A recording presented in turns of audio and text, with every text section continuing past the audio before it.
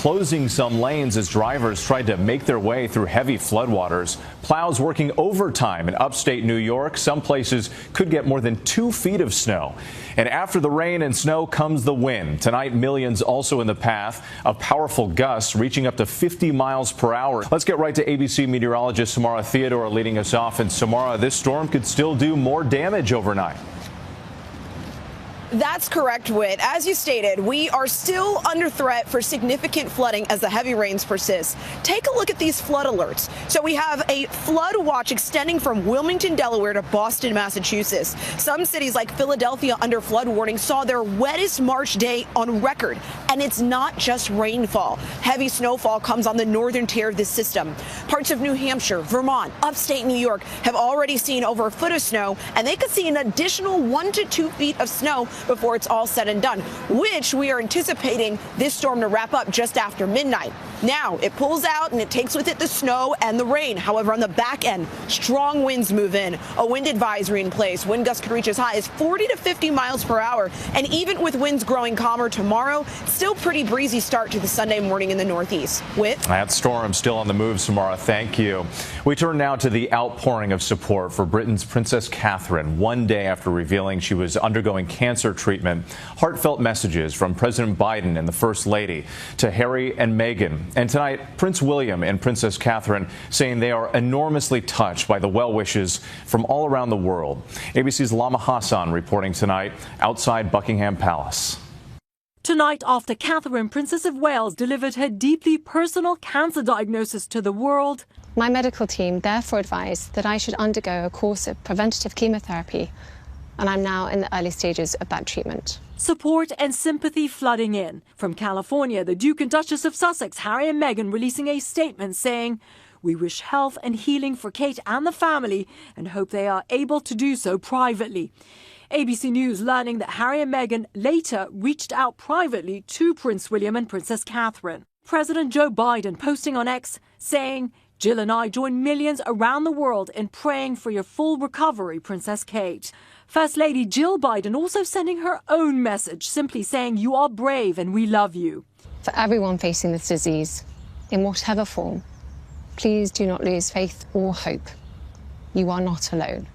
The princess's diagnosis announced just weeks after her father-in-law, King Charles, revealed his own. Catherine's emotional statement touching so many people who are now uniting behind the mother of three. My favourite royal, so I was really sad to hear about it, actually. Yeah, so whatever treatment she needs, I really hope it works for her and she recovers well. That's the overriding sentiment here right now, is this overwhelming feeling of affection, of concern, of people being genuinely really worried about her because they feel very connected to her. There's a huge amount of sympathy and empathy for Princess Catherine as she tries to deal with this devastating news. And tonight, Princess Diana's brother, Charles Spencer, posting about Princess Catherine on X, simply saying, "Incredible strength and poise." Whit. Lama Hassan for us tonight. Thank you. And tonight, we're also learning more about the shocking incident involving a Delta flight. Newly obtained video allegedly showing a man taking pictures of passengers' boarding passes at the gate. Officials say he then used one of those photos to board the plane. Here's ABC's Zorin Shah. Tonight, the shocking security camera footage appearing to show the lengths a Texas man allegedly went through to board a Delta flight without a ticket. Watch as the man prosecutors have identified as Wyclef Florizard, seen here in Salt Lake City's airport March 17th, appears to snap a photo with his phone of another passenger's boarding pass. He then looks down, appearing to review the image he just captured.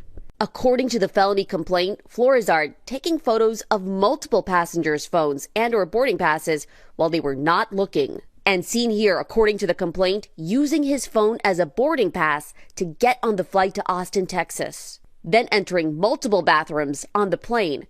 When Florizard exited one, a flight attendant noticed that there were no seats available on the plane and approached him to assist.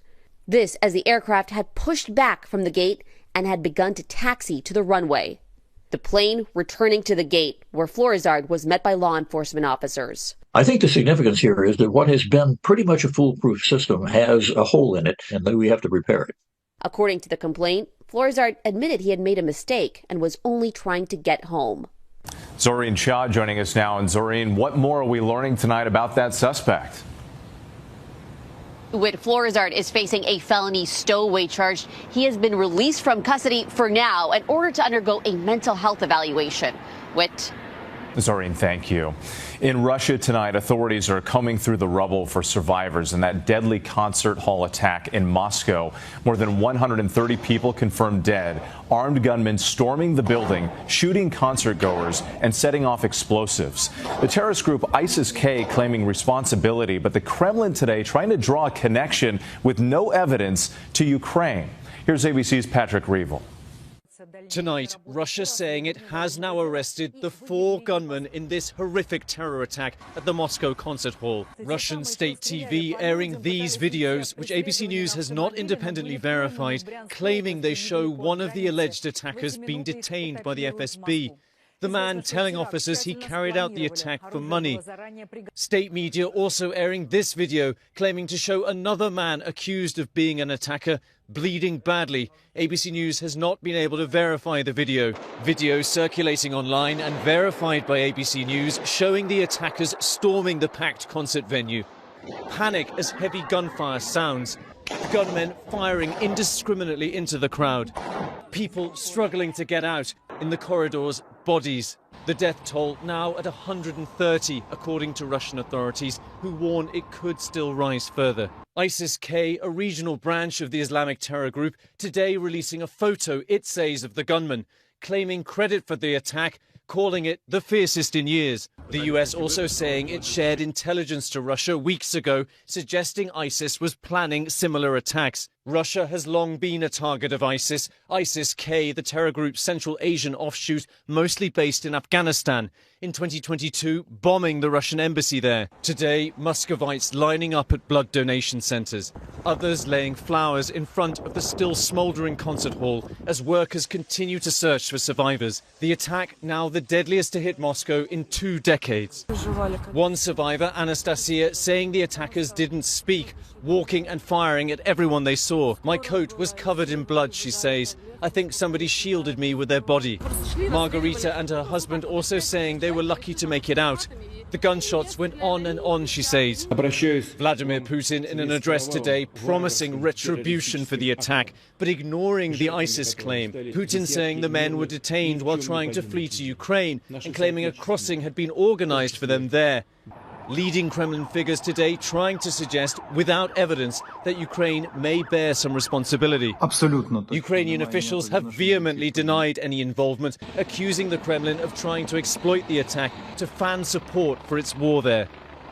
ISIS has long sought to target Russia, in part because of Putin's intervention in Syria. The question many experts are now asking is whether Russian security services were so preoccupied by the war in Ukraine that they were able to allow this attack to happen. Whit. Patrick Reevell, thank you. And the U.S. strongly condemning that attack in Moscow. And in an interview tonight with ABC's senior congressional correspondent Rachel Scott, Vice President Kamala Harris pushing back on Kremlin claims that Ukraine was somehow involved. Vladimir Putin is already trying to link this to Ukraine and say that Ukraine is responsible. Does the U.S. have any evidence to back that up? No. And first, let me start by saying what has happened in an act of terrorism and the number of people who've been killed is obviously a tragedy, and we should all send our condolences to those families. No, there is no whatsoever any evidence, and in fact, what we know to be the case is that ISIS-K is actually, by all accounts, responsible for what happened. And you can see more of Rachel's interview with Vice President Harris tomorrow morning on This Week. The Senate working into the early morning hours to keep the government running, passing a bipartisan $1.2 trillion spending bill. President Biden then signing it into law today.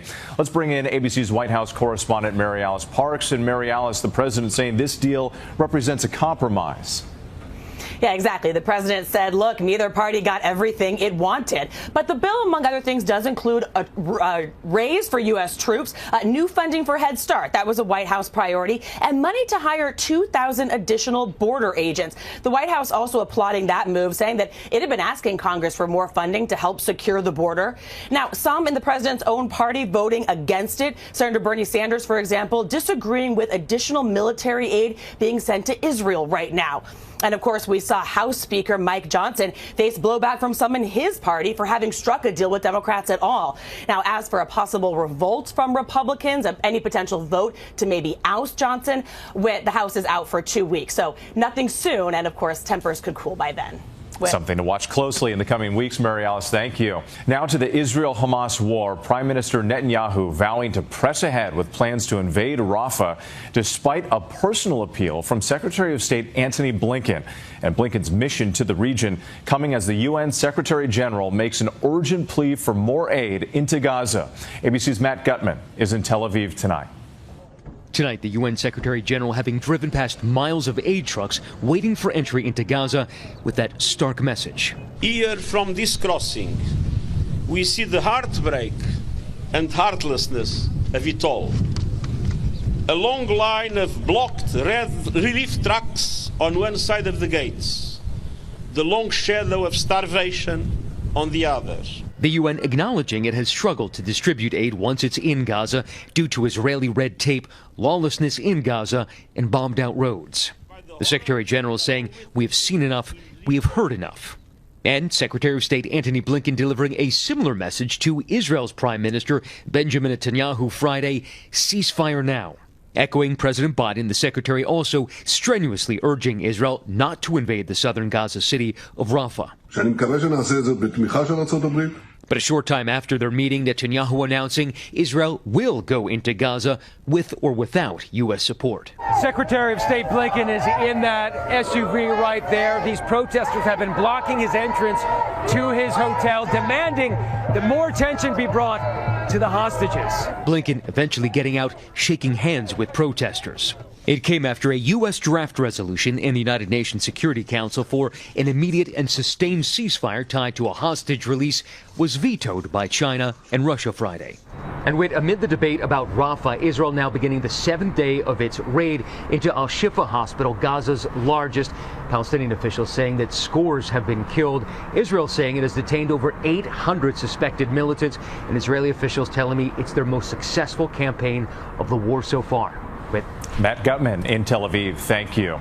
Next tonight, amid the gang violence and escalating humanitarian crisis in Haiti, the U.S. State Department says it's monitoring the situation there, helping more than 230 Americans flee. Helicopters airlifting dozens to the Dominican Republic, others leaving on chartered flights.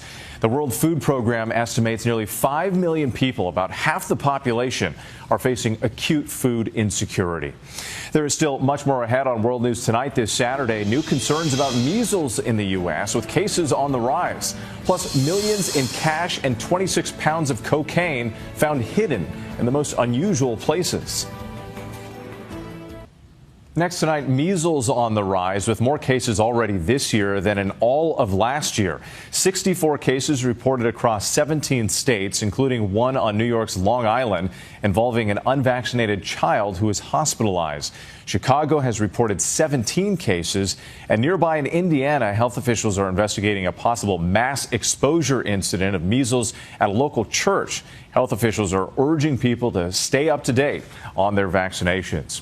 Heavy rain today has helped firefighters battle a series of wildfires in Virginia. The fires kicked up several days ago, fueled by dry conditions and gusty winds. Multiple trails were shut down in the Shenandoah National Park. Some schools were closed and a handful of evacuations ordered. Authorities say there are no reports of any injuries.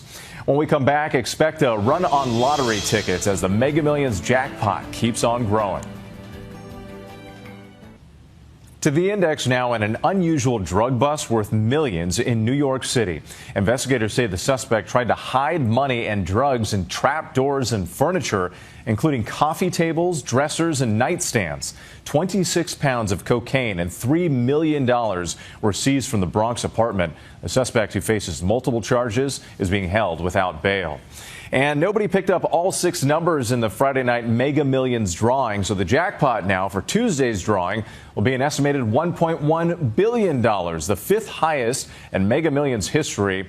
There have now been 30 consecutive drawings without a winner. By the way, the Powerball jackpot also growing up to $750 million for tonight's drawing. Good luck.